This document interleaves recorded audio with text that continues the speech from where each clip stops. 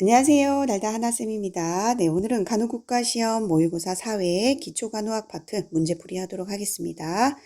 네, 1번. 간호조무사 A씨는 2차 병원의 외과병동에서 근무하고 있다. 간호조무사 A씨의 업무로 옳은 거 물었습니다.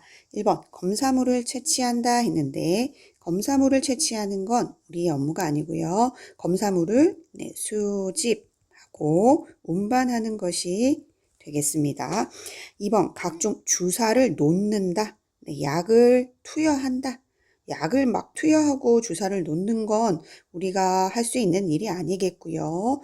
하더라도 투약을 하는 건 간호사의 지시가 있어야 돼요. 그죠? 네, 지시가 있고 간호사의 감독하에 투약 업무 해야겠고요. 네, 4번. 입원실 및 진료실의 환경 정리한다. 맞습니다. 5번. 환자에 대한 간단한 치료를 한다. 네, 치료를 하는 건 의사가 하는 일이겠죠. 네, 답은 4번입니다. 네, 2번. 임신 4개월 된 임신부가 산전진찰 중 변비가 매우 심하다고 호소하였다. 이에 대한 간호교육 내용으로 옳은 거 물었습니다. 네, 변비가 있을 때 우리가 어떻게 교육을 하면 좋을까요? 1번에 하루 1000cc 이하로 수분을 제한한다 했네요. 그죠? 변비가 있으니까 수분은 제한하는 것보다 섭취를 권장하는 게 좋겠는데 하루에 1000cc는 너무 적죠. 일반인들도 이만큼은 먹는데 보통 1일 3000cc 이상은 먹어주면 좀 도움이 되겠고요. 그 다음에 수분도 먹어주고 뭐 섬유질이 있는 것들 있죠. 야채, 과일, 비타민도 있고 한 이런 것들을 충분히 섭취하면 되겠습니다. 그러니까 2번에 지방이 많은 음식 이런 거보다는 뭐 야채, 과일, 섬유질이 많은 게 도움이 되겠고요. 2번, 3번 규칙적으로 식사를 한다. 맞네요. 그죠? 규칙적으로 식사를 해서 변이 잘 내려올 수 있게끔 해주면 도움이 되겠고 4번에 변연화제나 미네랄 오일을 복용한다 라고 했습니다. 네, 이런 것들은 하제, 변비약 완화제 아니면은 뭐 변연화제가 변비약 미네랄 오일 이런 것들은 자궁이 자극이 되어서 자궁 수축을 유발할 수도 있으니까 도움이 안 되겠어요. 그죠? 네, 그렇기 때문에 이런 것들은 금지해야 되겠어요. 금지. 네, 답은 3번이 되겠습니다. 네, 3번 신생아를 침대에서 들었을 때 사지가 늘어진 상태로 반응이 없대요. 반응이 없는 것을 발견하였다. 이때 간호로 옳은 거 물었습니다. 1번 아기를 안고 간호사에게 빨리 데리고 간다라고 되어 있는데 함부로 이동시키거나 하면서 또 우리가 위험해질 수 있습니다. 그래서 그 자리에서 상태를 확인하고 의료진을 부르는 게 낫겠네요. 그래서 안고도 데리고 가는 행위들은 적당하지 않겠습니다. 2번 아기의 호흡을 확인하고 간호사를 부른다. 네, 맞네요. 그죠? 호흡을 일단 먼저 확인한 다음에 간호사, 의료진을 불러야겠어요. 3번 아기의 호흡을 확인하고 산소를 신속하게 공급한다 했는데 임의로 우리가 무작정 이렇게 산소를 투여하는 것보다는 여기 4번에도 심폐소생술을 시작한다, 산소를 신속히 공급한다 했는데 임의로 이렇게 하는 행위보다는 이런 심폐소생술을 하기 전에 호흡, 그쵸? 호흡을 먼저 우선에 해야 될 거는 이제 호흡 여부를 정확히 확인을 해야겠어요. 그죠? 그런 다음에 의료진에게 알리는 게 우선이겠습니다. 답은 2번입니다. 네, 4번 가정집에서 어르신이 화장실에서 낙상 후에 고관절 통증을 호소하는데 아들이 병원에 모시고 가지도 않고 며칠 동안 오타네요. 아무런 조치를 취하지 않고 있는 경우에 노인 학대 유형으로 옳은 것 했습니다. 다쳤는데 병원에 모시고 가지도 않는데요. 이거 부양 의무자로서의 책임이나 의무를 하지 않는 거잖아요. 그죠? 그런 것들을 우리가 이제 방임이라고 그냥 내버려 두는 거 방임이라고 할 수 있겠습니다. 그죠? 이것과 헷갈리는 게 이제 유기 같은 게 좀 헷갈리실 수 있을 것 같기는 한데 유기 같은 것들은 우리 유기견 이런 거 떠올리시면 그 단어랑 조금 비슷하잖아요. 그죠? 근데 이제 여기에서 이제 유기는 우리가 노인을 뭐 시설 아니면 길 낯선 장소, 네, 이런 곳에다가 네, 버리는 것을 우리가 유기라고 할 수 있겠습니다. 아니면 또 예를 들면 시설 같은데 네, 시설에 맡기고 연락이 두절되는 상태 있죠. 네, 이런 예들은 네, 유기에 해당이 되겠고요. 네, 정서적인 학대, 학대 중에서도 네, 정서적으로 학대하는 거는 네, 비난, 모욕한다는 말, 그 다음에 모욕하는 말, 협박하는 말, 언어적이든 아니면 비언어적이든 이렇게 정서적으로 고통을 주는 것. 네, 이런 것들은 정서적인 학대에 해당이 되겠고요. 신체적인 학대는 노인에게 우리가 신체적인 손상을 주는 것. 네, 꼬집고 때리고, 구속, 때림, 네, 구속 때림, 감금, 이렇게 가둬두는 거, 이런 것들은 신체적인 학대. 네, 재정적인 학대는 노인의 자산을 본인의 동의 없이, 노인의 동의 없이, 네, 동의 없이 부당하게 착취하는 거. 네, 이런 것들. 노인의 재산을 노인의 동의 없이 부당하게 착취하는 걸 우리가 네, 재정적인 학대라고 하겠습니다. 그래서 노인의 허락 없이 부동산 매매하는 것들, 이런 것들이 해당이 되겠네요. 예를 들면, 그래서 4번의 답은 5번이 되겠습니다.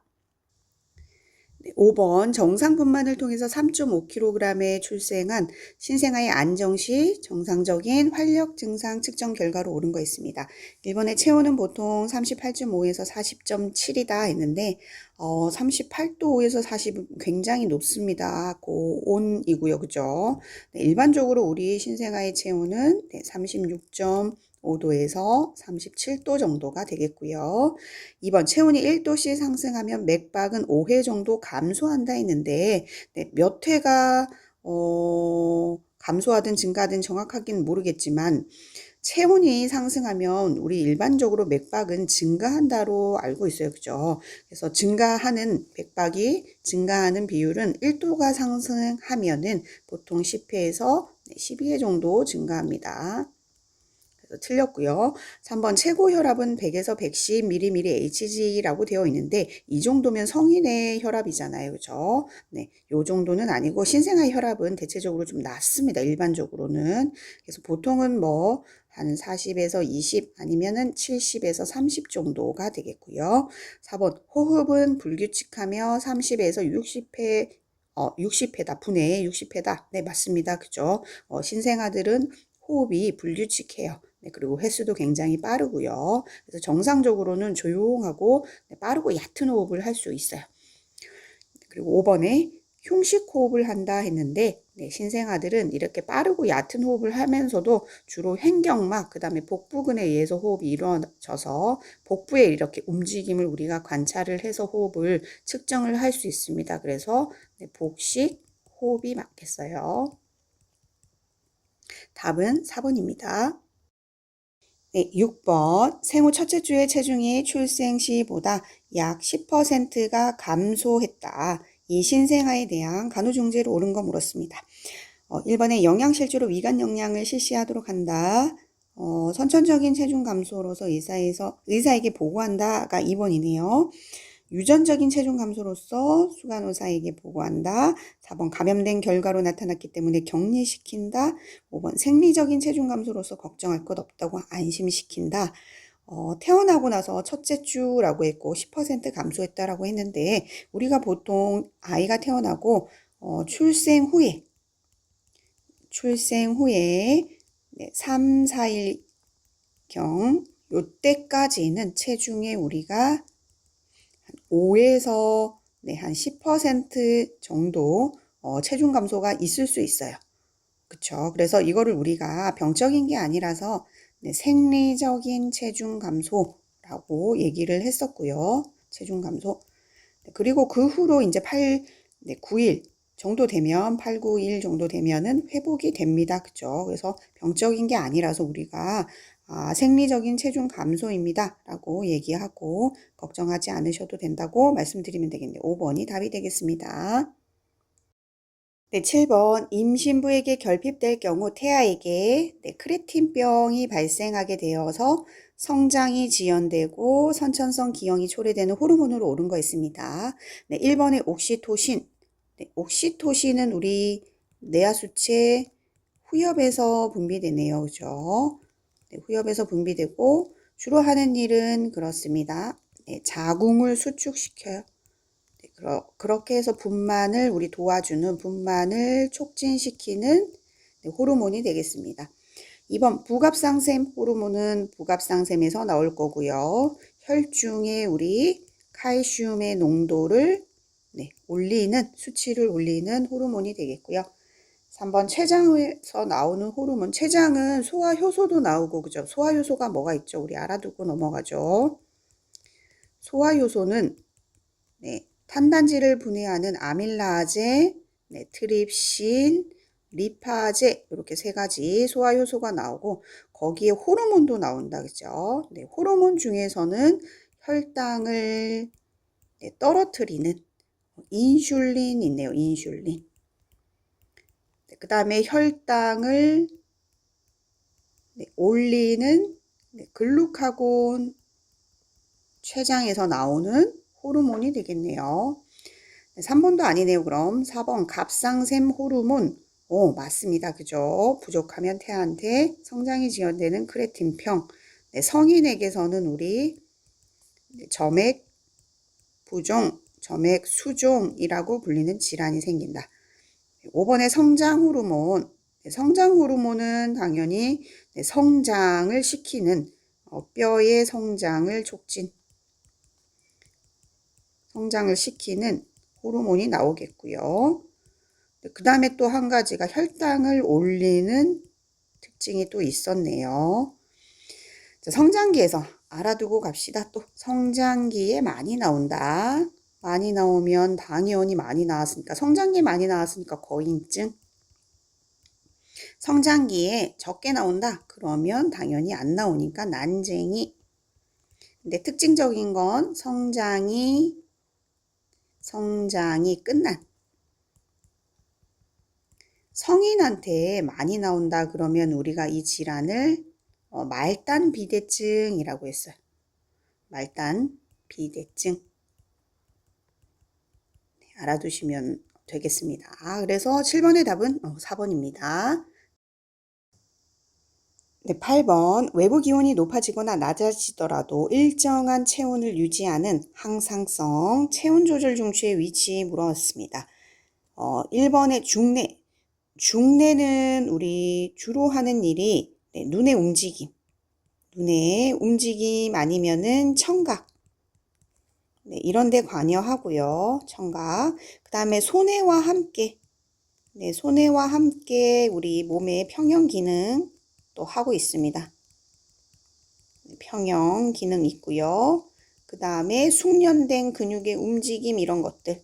숙련된 근육의 움직임 담당하는 곳은 우리 중내가 되겠습니다. 중내 그림에서 살펴보시면 여기 중간내라고 하는 곳 있죠. 여기 중내. 그 다음 손해가 하는 일은 몸의 평형을 아주 중요하게 담당하고 있어요. 몸의 평형 기능. 평형을 유지하는 거랑 그 다음에 유지해줘요. 유지하고 그 다음에 정밀한 운동 해준다. 정밀하게 운동할 수 있는 거. 그래서 몸의 평형을 유지하는 손해. 여기 있습니다. 손해. 그 다음에 3번의 연수. 연수는 생명에 우리가 직접 관여하는 중추죠. 그래서 뭐 호흡, 맥박, 심장박동 같은 생명에 직접 관여해요. 관여하는 중추이다. 그 다음에 시상하부, 연수 어디 있는지 볼까요? 연수 여기 있습니다. 연수, 척수 밑으로는 척수가 이제 내려가는 연수. 그 다음에 4번의 시상하부, 네, 시상하부가 맞네요. 그죠? 우리 몸에서의 일정한 체온을 유지하고 항상성 유지시켜주는 시상하부.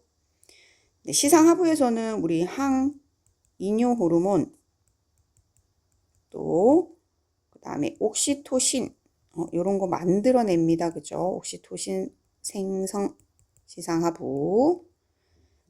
시상하부는 어디에 있냐면 간내라는 곳 보이나요? 네, 여기 간내. 간내에 우리가 시상과 시상하부가 있습니다. 네, 이 시상하부에서 항이뇨 호르몬도 만들어내고 옥시토신도 만들어내면서 우리 몸의 체온을 일정하게 유지시켜주는 항상성을 유지시켜주는 일들을 하는 게 시상하부다. 네, 그 다음에 5번에 내교. 네, 교내. 교내는 중내. 네, 그 다음에 연수. 여기를 이어주는 역할을 합니다. 이어주는 다리 역할 해주는 게 교내. 네, 다리, 교내, 다리 교자, 교내. 그래서 여기 중내 보이시죠? 여기 중내랑 그 아래쪽에 연수, 네, 사이에 있는 게 교내입니다. 교내. 자, 그래서 8번의 답은 4번이 되겠습니다. 네, 9번 호흡에는 조직호흡인 내호흡과 폐호흡인 외호흡이 있다. 네, 외호흡에 대한 설명으로 옳은 거 물었네요. 네, 외호흡이니까 폐호흡을 물어보는 거고요. 그죠? 1번에 피부를 통한 호흡을 말한다 했는데 이거는 피부 호흡이겠죠. 그죠? 네, 아니고요. 우리는 폐에서 이루어지는 호흡을 볼 거예요. 2번 모세혈관과 모세혈관 사이에 이루어지는 산소 교환을 말한다 했는데 외호흡은 우리 폐에서도 폐포, 얘가 폐포라고 하고 폐포를 둘러싼 모세혈관이 있을 겁니다. 그죠? 네, 모세혈관. 네, 모세혈관이라고 하면 폐포와 모세혈관 사이에서 산소와 이산화탄소를 주고받는 걸 우리가 가스 교환하는 걸 폐호흡이라고 해요. 그래서 2번도 답이 안 되겠어요. 3번의 폐의 폐포와 순환 혈액 사이에서 산소, 이산화탄소 교환을 말한다. 가스 교환을 말한다. 맞습니다. 그죠? 네, 그래서 폐포에서의 산소가 이 모세혈관으로 오고 그 다음에 모세혈관에는 이산화탄소가 많을 테니까 이 이산화탄소가 다시 폐포로 오면서 우리가 숨을 쉬면서 이산화탄소가 몸 밖으로 나오는 걸 우리가 폐호흡이라고 하잖아요. 그래서 4번의 혈액과 조직세포 사이에서 이루어지는 탄산가스와 산소의 교환을 말한다 했는데 이거는 내호흡이 되겠네요. 그죠? 조직과 혈액 사이에서 산소를 주고받고 하는 건 조직호흡인 내호흡에 해당이 되겠습니다.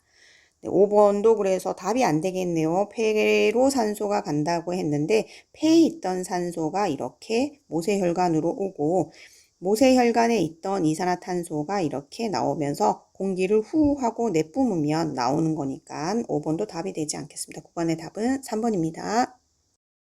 네, 10번 2015년 11월 3일부터 8일까지가 최종 월경인 경우 분만 예정일로 옳은 거 물었습니다.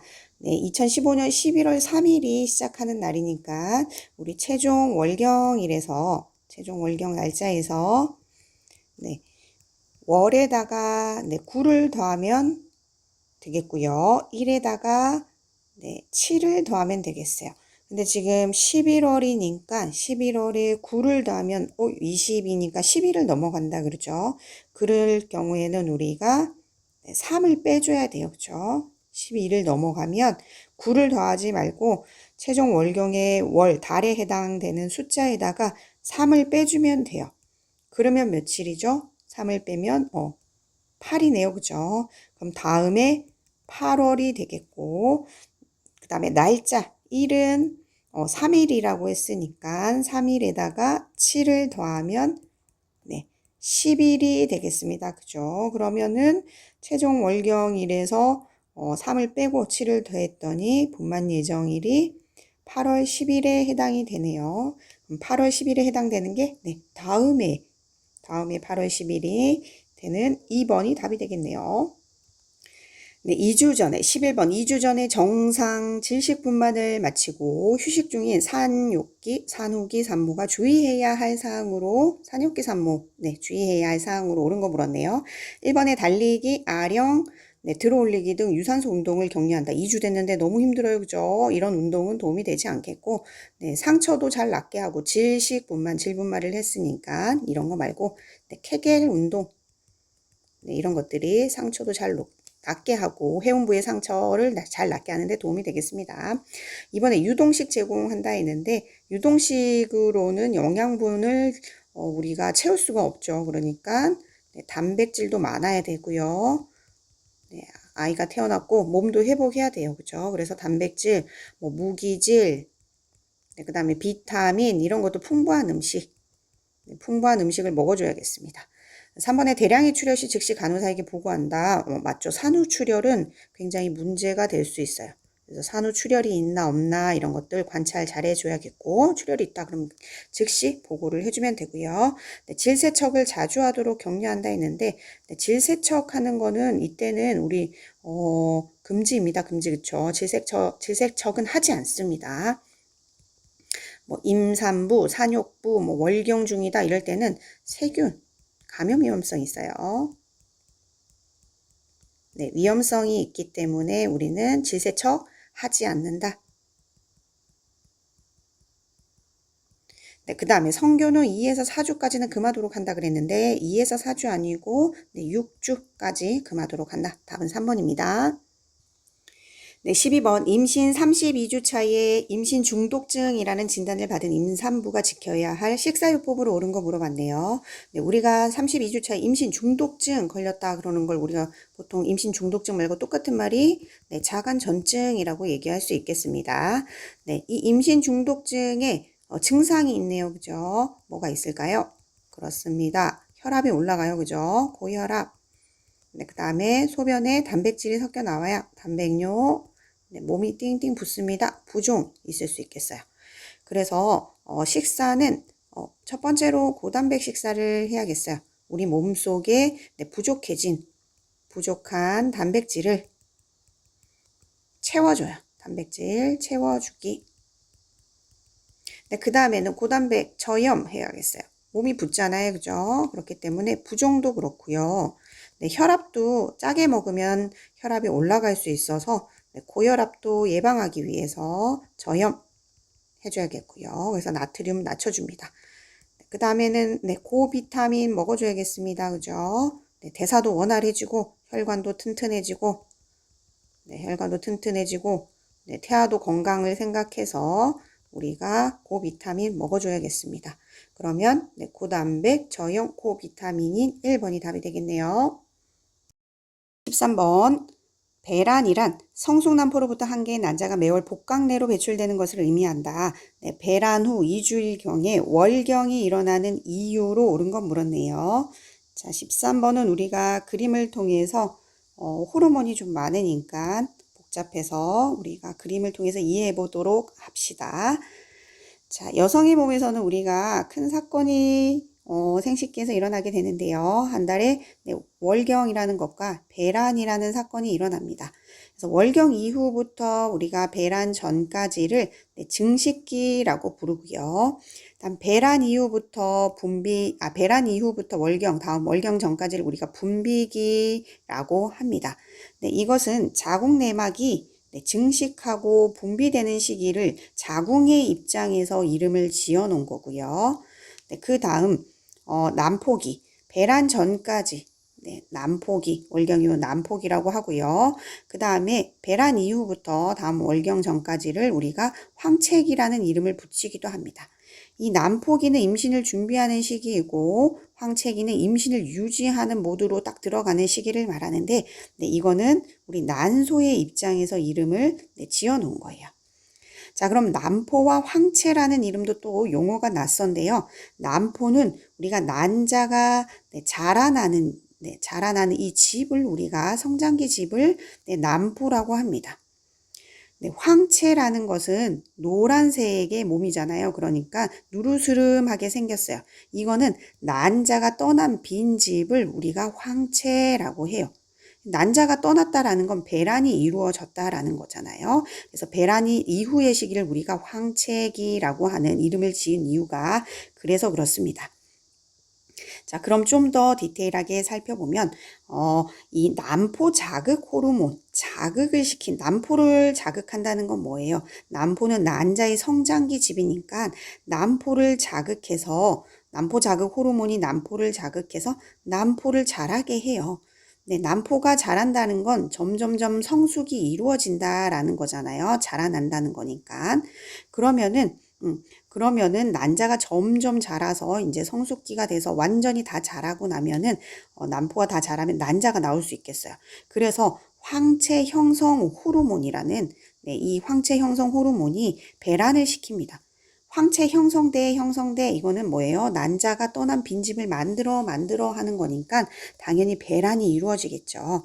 그래서 황체 형성 호르몬에 의해서 배란이 일어나게 됩니다. 자, 난포, 황체, 난소를 좀 디테일하게 크게 살펴보면 원시 난포가 이렇게 자라나게 돼요. 이렇게. 그럼 2차 난포가 되고 성숙 난포가 되면서 난자가 이렇게 다 커지면 난간을 통해서 배출이 됩니다. 배출이 되고 난 걸 우리는 황체라고 하고요. 이렇게 노랗게 된 황체가 쓸모 없어지면 백색체로 해서 태화가 돼요. 태화가 되고 나면은 우리 몸에서는 월경이 일어나는 건데요. 그러면 다시 이 사이클이 또 반복이 되겠죠. 자, 그럼 위에서 다시 살펴보면 이 난포, 난포에서 그리고 또 에스트로겐이라는 호르몬이 나와요. 난포에서 에스트로겐이 호르몬이 나와서 이게 자궁 내막을 두껍게 만듭니다. 그게 이제 증식기가 되는 거고요. 에스트로겐의 작용으로 인해서 자궁 내막이 점점점 두터워지는 거죠. 그렇게 되고 나면은 황체에서 또 배란이 이루어졌잖아요. 황체 형성 호르몬에 의해서 배란이 이루어지고 나면 이 황체에서 프로제스테론이라는 호르몬이 나옵니다. 우리가 황체 호르몬이라고 하는 이 프로제스테론이 분비기에 이 분비선이 분비기라고 하는 거는 우리 혈관이나 분비샘들이 이렇게 점점점 최대치로 자궁 내막을 두터워지게 만들어줘요. 그래서 아주 두텁게 만들어서 임신을 유지할 수 있도록 자궁 내막을 아주 두텁게 만들어줍니다. 그래서 황체에서 황체 호르몬인 프로제스테론이 나와서 임신을 유지시켜 주려고 해요. 근데 이게 이제 쓸모 없어진다, 수정이 되지 않는다라고 하면 수정이 안 될 경우에는 다 쓸모가 없어지겠죠.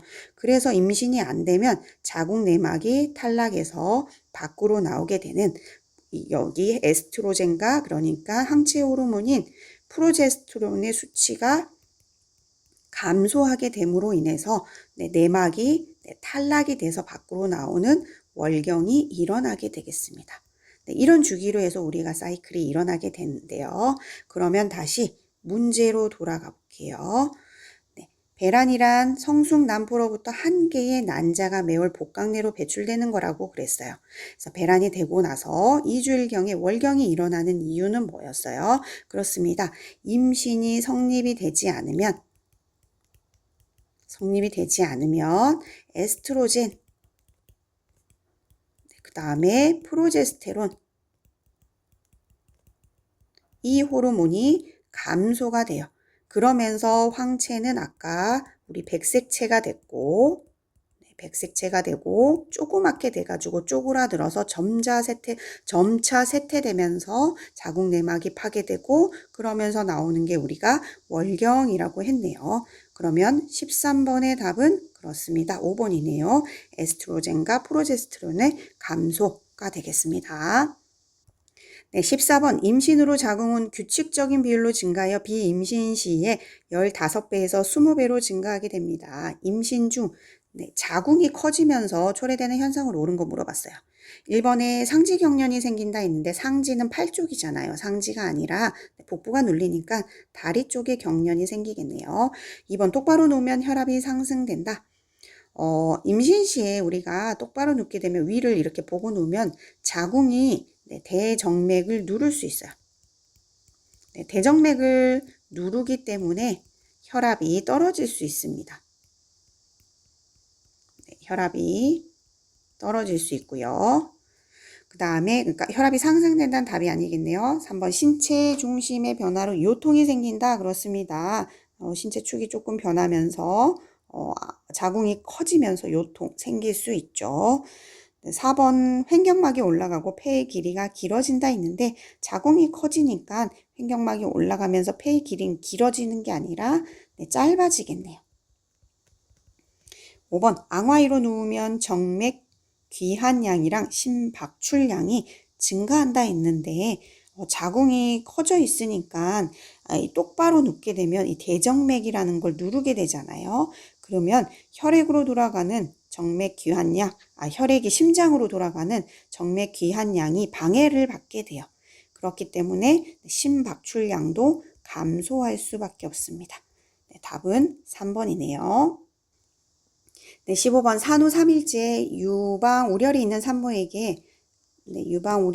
산모에게 모유 수유 준비를 위해 해줄 수 있는 산모 교육 내용으로 모유 수유 준비를 할 거래요. 그죠? 산모 교육 내용으로 옳은 거 물었습니다. 1번 신생아가 유두를 자주 흡인하면 유주 분비가 더 증가한다. 그렇죠. 아이가 유두를 자극해서 엄마 젖을 계속 빨면 유즙이 잘 나올 수 있습니다. 답은 1번 맞겠고요. 2번 수유 전에 유두와 유륜을 비누로 깨끗이 닦는다 했는데 이거 비누로 닦는 거 별로 좋지 않다라고 했죠. 유두를 비누로 닦게 되면은 유분이 제거되기 때문에 닦지 않습니다. 그죠? 비누 같은 걸로 닦지 않고 깨끗한 수건, 깨끗한 수건으로 닦으면 되겠어요.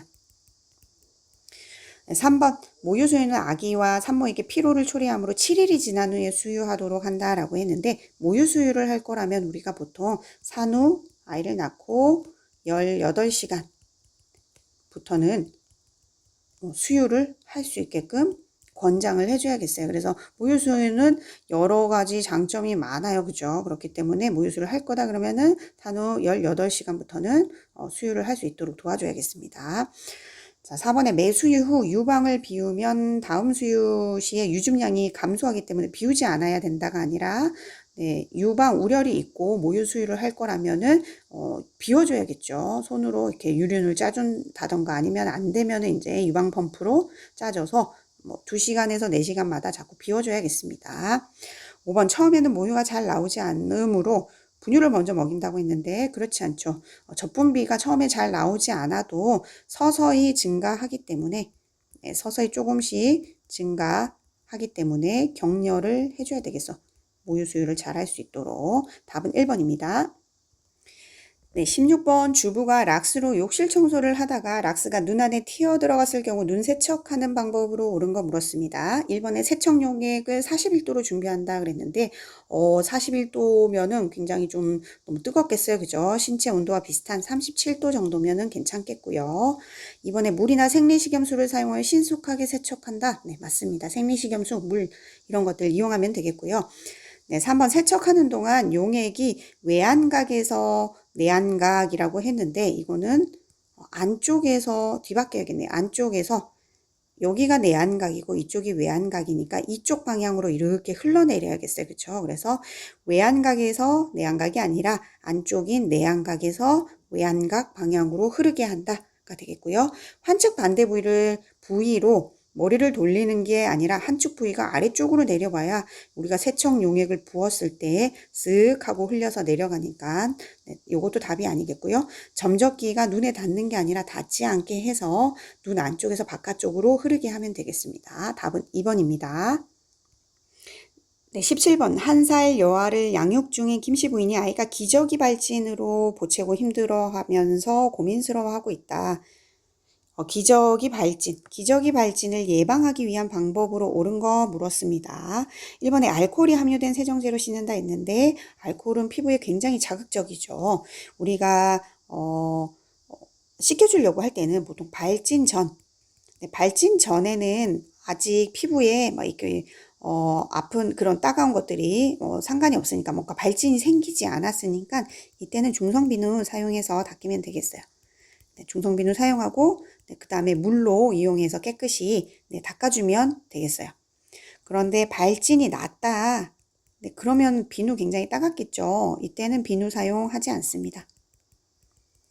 네, 그리고 가급적 물로, 네, 물로만 닦이고요. 세척한 다음에 잘 닦은 다음에 말려주면 되겠어요. 두드려서 잘 닦아주면 되겠고, 이번에 물로 식힌 후 베이비 파우더 뿌린다 했는데, 이거 파우더 뿌리면 굉장히 뭉치고 피부 자극 있을 수 있습니다. 그래서 파우더 사용하지 않고요. 3번 기저귀를 자주 확인하여 젖어 있지 않도록 갈아줍니다. 맞습니다. 그죠? 4번 발진 부위에 항생제 도포한다 그랬는데, 항생제는 세균 감염이 의심될 경우에만 세균 감염 의심이 될 때만 사용해야겠죠. 막 사용하면 안 되겠고요. 네, 5번 잠이 들었어도 2시간마다 깨워서 기저귀를 교환한다 했는데, 잠이 들었는데 굳이 이렇게 2시간마다 깨울 필요는 없고요. 우리가 자주 확인을 하고 갈아주고 젖으면 또 즉시 교환해주면 되겠어요. 그래서 답은 네, 3번이 되겠습니다. 네, 18번 산모와 신생아 간의 혈액형의 부적합에 의한 항원 항체 반응의 결과로 발생하는 태아적 아구증, 태아적혈모구증의 조건으로 옳은 거 물었는데요. 네, 이 태아적혈모구증은 우리가 첫 아이가 임신을 했을 때 이때 태반을 통해 가지고 태반을 통해서 태아의 응집원, 이 응집원 D가 어머니한테 들어가는 거예요. 그쵸? 엄마한테 가서 엄마에게 항D 응집소가 만들어집니다. 그럼 이 항D 응집소가 생겨서 두 번째 아이한테 또 이게 가게 되면서 문제가 생기는 걸 우리가 태아적혈모구증이라고 하거든요. 원리는 좀 어려워요. 그래서 그냥 쉽게 기억하시려면 엄마가 모자라서 미안해 마이너스니까 엄마가 그래서 RH 마이너스 엄마가 모자라서 미안해 이렇게 기억을 하세요. 그래서 엄마는 RH 마이너스 태아가 RH 플러스일 때 반대되는 요 조건일 때 문제가 생깁니다. 그래서 네, 답은 2번 쉽게 기억을 하시면 되겠습니다. 네, 19번 기초대사에서 영향을 미치는 요인에는 연령, 성, 체격, 계절, 체온, 호르몬 등이 있다. 기초대사량에 관한 설명으로 옳은 거 물었습니다. 기초대사량, 네, 기초대사량은 뭔지 한번 살펴보죠. 1번에 일상생활의 열량, 소요량 총계, 그 다음에 2번에 활동에 소요되는 열량, 이런 것들을 우리가 생활을 유지하기 위해서 일상생활에서 활동하고 하는 거에 다 필요한 열량을 이 에너지 대사는 활동대사라고 하죠. 활동대사에 해당되는 말이 맞겠고요. 2번 섭취한 음식물을 소화시키고 흡수하고 하는데 필요한 소요되는 열량을 우리는 특이동적 작용이라고 합니다. 그 다음에 4번에 생명 유지에 필요한 최소한의 열량. 네, 맞네요. 4번은 답이 되겠습니다. 생명을 유지하기 위해서 최소한으로 필요로 하는 에너지, 체온을 유지한다던가, 심장이 쿵쾅쿵쾅 뛰게 한다던가, 심장박동, 네, 그 다음에 호흡을 숨을 쉬고 하는 것들, 이런 생명 유지에 필요한 최소한의 열량, 네, 우리는 기초대사량이라고 한다. 5번에 휴식 시간에 필요한 최소한의 열량, 이거는 안정시에 필요한 열량이라서 네, 안정대사라고 한다. 네, 19번의 답은 4번입니다. 네, 20번 병원에서 환자를 간호하는 특수한 직업인으로서 간호조무사가 가져야 할 태도와 업무의 한계로 옳은 거 있습니다.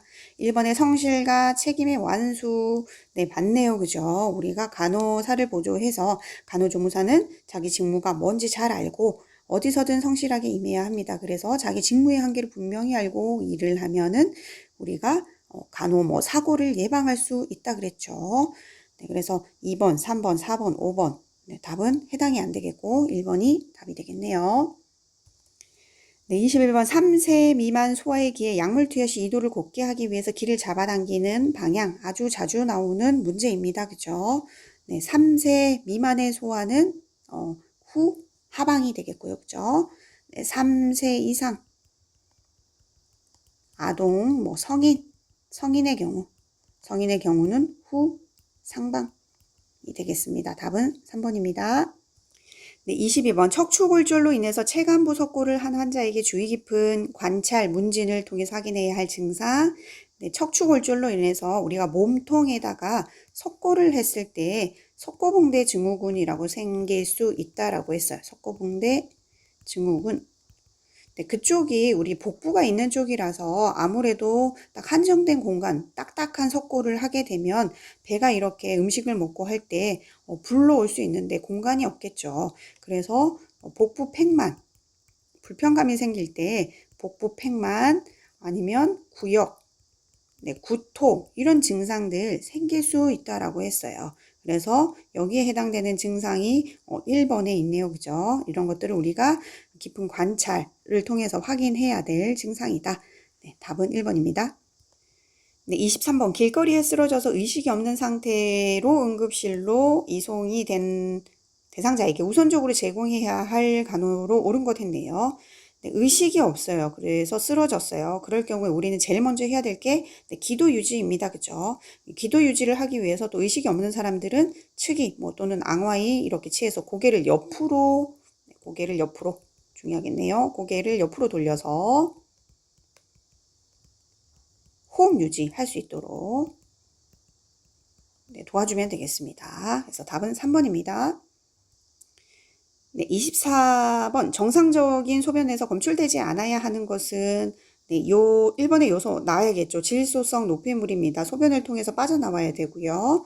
네, 2번에 단백질은 나오면 문제가 있어요. 그래서 우리가 단백질이 빠져나오는 걸 단백뇨라고 하는 거죠. 문제 있는 거죠. 그 다음에 혈액이 빠져나오는 걸 혈뇨라고 하잖아요. 이것도 문제 있는 거고요. 그 다음에 당이 빠져나오는 걸 당뇨라고 하니까 문제 있는 거죠. 다 이런 것들은 혈이 빠져나오면 안 되고 당분 빠져나오면 안 되고 3번의 요소, 요산, 크레아틴 이런 것들은 질소성 노폐물이라고 했으니까 빠져나와야 되는 거고요. 무기염류 이런 것도 소변으로 배출됩니다. 그래서 답은 2번입니다. 25번 췌장에서 분비되며 혈당을 떨어뜨려줘요. 감소시키고 이것이 부족하면 당뇨병을 일으키는 호르몬 어렵지 않습니다. 그죠? 인슐린 1번에 있네요. 2번 안드로젠 얘는 부신 어디에서 나올까요? 네, 피질에서 분비가 됩니다. 네, 남성 호르몬이죠. 그 다음에 테스토스테론 이것도 남성 호르몬입니다. 남성 호르몬이고 어디서 분비되나요? 네, 남성의 고환에서 테스토스테론 나옵니다. 옥시토신, 얘는 자궁을 수축시키는 일을 하죠. 분만을 촉진시키고 뇌하수체 후엽에서 나옵니다. 뇌하수체 후엽에서. 그 다음에 프로락틴, 얘는 젖분비 호르몬이네요. 젖이 잘 나오게 해주는 호르몬이고 뇌하수체 전엽에서 나옵니다. 뇌하수체 전엽. 네, 25번의 답은 그래서 1번이 되겠습니다. 네, 26번 약물의 투여 방법 중 약효가 빠른 순서대로 배열된 것 했네요. 어렵지 않습니다. 제일 빠른 건 정맥이죠. 그죠? 혈관으로 들어가는 게 제일 빠르고요. 네, 그 다음에는 혈관에 분포가 많은 근육입니다. 그죠? 그 다음에 피약, 구강이 제일 느리네요. 답은 3번입니다. 27번 처방 전에 사용하는 약어와 그 의미가 옳은 건 물었습니다. 1번에 BID 하루 2번 맞네요. 그죠? 1번은 답이 되겠고요. 2번에 AC 식후라고 했는데 식후 아니고 식전입니다. 약 먹는 거 되게 싫죠. 이거 쉽게 외우는 방법 AC 식전에 약 먹으래. AC 식전에 약 먹으래. 이렇게 기억하시면 되겠습니다. 2번은 그래서 틀렸고요. 3번에 OD 왼쪽 눈이라고 했는데 왼쪽이 아니라 오른쪽 눈이네요. 그죠? OD 한 가지라도 외우죠. 이쪽 오른쪽으로 이렇게 튀어나와 있네요. 오른쪽 눈. 4번 PRN 매시간 아닙니다. 이거는 필요한 경우에 쓰라고 처방을 낼 때 필요시가 되겠고요. IV 근육내 아니고 정맥내 되겠습니다. 답은 1번입니다. 네, 28번 절대 안정으로 ABR을 하라는 오도가 난 환자에게 허용되는 활동으로 옳은 거 물었습니다. 우리 ABR이라는 거는 완전히 앱솔루트하게 베드레스트 하라는 거 이제 줄여가지고 우리가 ABR이라고 하는데요. 이때는 절대 안정을 해가지고 에너지가 드는 걸 굉장히 에너지 소모량을 최소화시켜야 돼요. 네, 그래서 식사하는 거, 뭐 이 닦는 거, 돌아 눕고 뭐 이런 것들 싹 다 네, 말도 제한하는 것까지 해서 의료 요원들이 뭐 다 해주고 식사 먹여주고 이 닦아주고 해주는 거 이런 것들을 우리가 ABR이라고 하겠습니다. 그래서 네, 답은 4번입니다.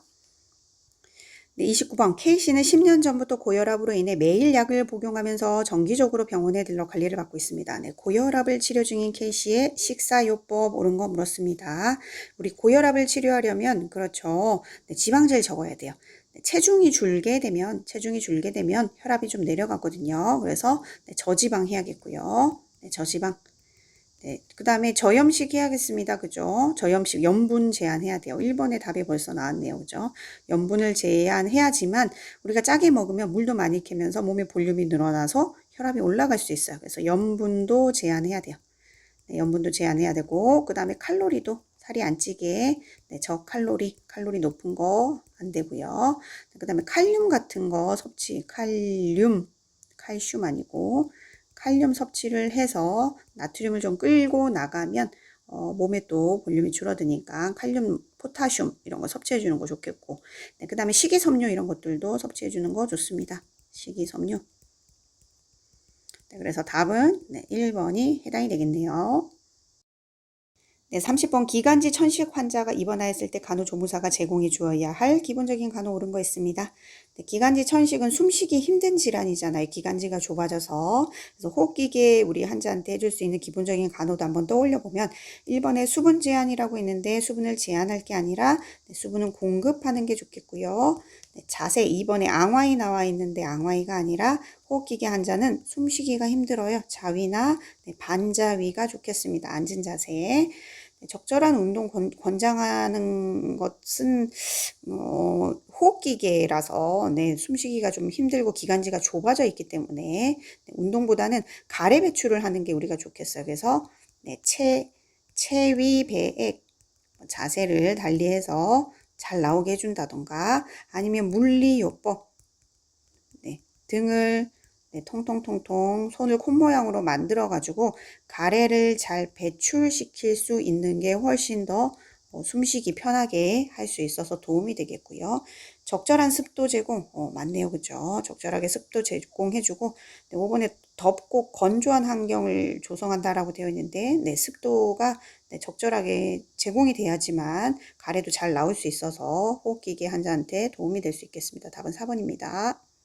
네, 31번 86세 김 씨는 시야가 흐릿하게 보이는 증상으로 내원하여 백내장 수술을 하였다. 네, 백내장 수술을 교육해야 할 주의사항을 옳은 거 물었네요. 백내장 수술이니까 눈 쪽으로 우리가 수술을 하고 나서 어떻게 해줘야 되냐는 건데 1번에 수술 직후 조기 이상을 위해서 운동을 적극 권장한다 했는데 네, 운동은 눈에 긴장이 가기 때문에 안정을 취하는 게 좋겠습니다. 눈 수술 후에는 2번 수술 부위에 통증이나 안압의 상승이 있는지 확인해 주는 거 네, 맞습니다. 그죠? 2번 가벼운 코풀기, 기침, 심호흡 등을 시킨다 했는데 네, 이런 것들은 눈의 안압을 올릴 수 있으니까 네, 제한합니다. 하지 않고요. 4번 수술 부위를 아래로 하여 눕도록 한다 했는데 네, 수술하지 않은 쪽으로 누워야 되겠습니다. 뭐 최근에는 수술 기법이나 이런 것들이 달라져서 체위와는 상관없다라고 하는데 뭐 그런 경우도 있지만 어쨌든 수술하지 않은 쪽으로 눕도록 하는 게 도움이 되겠고요. 통목욕, 뭐 발살바법을 권장한다 했는데 이런 행위들 발살바법은 입이나 코를 이렇게 딱 막고 숨을 후 하고 불어내는 거잖아요. 그래서 압력이 올라갈 수 있어서 이런 것들은 금지합니다. 하지 않습니다. 그래서 답은 2번입니다. 네, 32번 수기요법에서는 수기는 추나 안마 지압이라고도 하는데 한의학에서는 외과적인 치료 방법 중 하나이다. 수기요법에 대한 설명으로 옳은 거 물었습니다. 네, 1번의 수기요법은 부항이라는 용어로 보편화되어 있다라고 했는데 네, 아니죠. 위에서도 얘기했습니다. 추나 안마 지압이라고 얘기한다라고 되어 있어요. 2번 관절의 염증성 질환이나 골절 시에 효과가 있다라고 했는데 염증이 있고 골절이 있으면 하면 안 되겠어요. 그 다음에 뭐 또 한 가지 더 하면 네, 탈구 같은 거 관절에 탈구 있다 그러면 금해야겠어요. 그 다음에 3번 근육의 균형을 회복함으로써 혈액의 생성을 촉진시킨다 했는데 혈액 생성을 하지는 않고요. 4번 관절 기능 이상 시 관절의 운동 범위를 개선시킨다. 맞네, 그죠? 관절 기능이 잘 안 될 때 관절이 움직일 수 있는 범위를 개선시키는 거 맞습니다. 5번 관절 주위 조직을 수축시키는 효과가 있는 게 아니라 풀어주겠죠. 풀어주니까 관절도 움직임이 잘 되고 하는 거잖아요. 그러면서 관절 운동 범위가 개선되는, 여기 나와 있네요. 관절 운동 범위를 개선시키는 효과를 갖게 되겠습니다. 답은 4번입니다. 33번 침은 오장육부의 기와 혈의 기능을 조절해 줌으로써 질병을 치료한다. 침시술을 받은 환자 간으로 옳은 것 했습니다. 침시술. 1번에 환자 상태를 관찰하여 현운시 의사에게 알린다. 네, 현운이라는 건 어지럼증이 있다라는 건데 이럴 때는 우리가 즉시 의사에게 보고해야 됩니다. 1번 답이 맞네요. 2번 유침 시간 동안 환자의 체위를 자주 변경시켜준다 했는데 침을 유지하는 거잖아요. 침을 유지하고 있는 동안에는 환자 체위 일정하게 유지해야겠네요. 찔릴 수 있고요. 위험해질 수 있습니다. 그래서 일정하게 유지, 체위를 해주고요. 3번 발침 후 알코올 솜으로 침공 부위를 닦고 출혈 시 멈출 때까지 침을 계속 놓는 게 아니라 그냥 눌러주면 되겠죠. 눌러주면 되고. 4번 발침 후 남은 침이 없는지 환자에게 살피는 게 아니라 우리가 봐야 되겠습니다. 눈으로 우리가 살펴보면 되겠고요. 5번 사용한 침구는 깨끗한 물로 닦아준다 했는데 물로 닦는 거는 적절하지 않은 방법이겠습니다. 그러니까 일회용 침의 경우는 재사용하지 않잖아요. 그죠? 그리고 만약에 특수한 경우라고 하더라도 그 침을 재사용한다 그러면은 우리가 알코올 솜으로 닦고 소독을 해서 알코올 솜으로 닦고 그 다음에 고압증기 멸균 해야겠죠. 고압증기 멸균으로 소독 처리를 해야 되겠습니다. 멸균해야겠어요. 답은 1번입니다. 34번 치아 우식증 충치를 예방하는 방법으로 옳은 거 있습니다. 1번에 올바른 칫솔질은 맞지만 저작 운동이 줄어들게 되면 우리가 이게 저작 운동이라는 건 씹는 운동이 줄잖아요. 그죠? 그러면 침 분비도 당연히 안 될 테고 침 자체가 우리가 치아가 이렇게 스스로 깨끗하게 해지는 작용을 해줍니다. 침 분비가 줄면은 당연히 또 충치도 많이 생기고요. 그래서 답은 안 되겠고 이번에 불소의 국소독보 맞죠. 그 다음에 올바른 칫솔질, 양치질 답이 되겠네요. 3번에 치면 열구 전색, 치아 홈메우기 홈메우기 이런 것들은 도움이 되겠습니다만 당질을 증가시키는 거 이런 것들은 도움이 안 되겠죠. 4번 부정교합의 교정과는 충치랑은 크게 상관은 없을 것 같죠. 그렇죠? 5번에 식사조절, 침분비 저하되면은 충치 잘 생길 수 있다라고 했습니다. 답은 2번입니다. 35번 치과진료실에서의 감염 방지법으로 옳은 거 물었습니다. 1번에 손 세척 후 일회용 종이수건의 사용을 금한다 했는데 이거 금하는 것보다는 일회용이 훨씬 더 감염 방지를 위해서는 좋겠습니다. 그죠? 교차 오염을 피하기 위해 고형비누를 사용한다 했는데 고형비누는 누가 손 씻기 전에 만졌던 거를 또 우리가 만지게 되면서 의료인의 손에 의해서 또 뭐 이렇게 균이 옮을 수 있으니까 고형비누보다는 뭐 물비누나 이런 것들이 훨씬 더 효과적이긴 하겠습니다. 그죠? 최근에는 뭐 수전의 손잡이도 센서로 다 되어 있잖아요. 그죠? 고형비누는 접촉량이 워낙에 많으니까 좋지는 않겠고요. 3번 손 세척 시에는 시계와 반지 낀 채 함께 씻는다? 아니죠. 그죠? 제거하고 다 씻어야겠고요. 4번 수술 시에는 멸균된 수건 사용합니다. 그죠? 맞겠고요. 5번 직접 손을 사용해서 기계를 작동시키는 방법을 숙지한다. 근데 감염 방지법이니까 손을 사용한다는 것 자체가 손에 우리 환자의 침 같은 것도 묻을 수 있고 뭐 피도 혈액도 묻을 수 있고요. 혈액. 그 다음에 세균 이런 것들도 묻을 수 있잖아요. 이거 상태에서 기계를 만진다. 기계를 만지면 당연히 교차 오염 생길 수 있잖아요. 좋은 건 뭐 발판 많이 보셨죠? 치과에 가시면 발판 비접촉 방식도 있습니다. 센서들 그래서 많이들 사용하잖아요. 그렇죠? 그래서 이런 것들이 훨씬 더 감염 방지를 위해서는 좋은 방법이 되겠습니다. 답은 4번입니다. 네, 오늘은 여기까지 하도록 하겠습니다. 좋아요, 구독을 눌러주시면 제가 다음 영상을 만드는데 아주 큰 힘이 되겠습니다. 네, 감사합니다.